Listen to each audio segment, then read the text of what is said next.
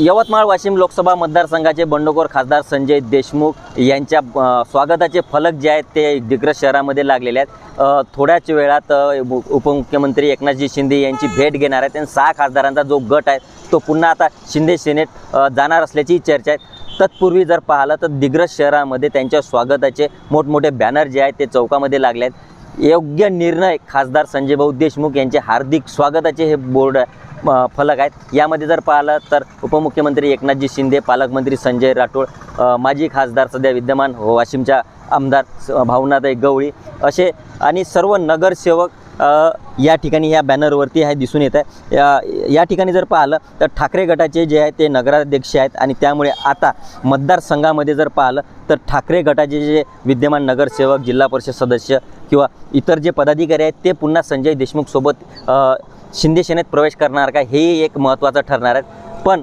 आज संध्याकाळपर्यंत खासदार संजय देशमुख यांचं या दिग्रस शहरामध्ये आगमन होत आहेत। एक मोठं वर्चस्व मतदारसंघामध्ये त्यांचंवाला आहे।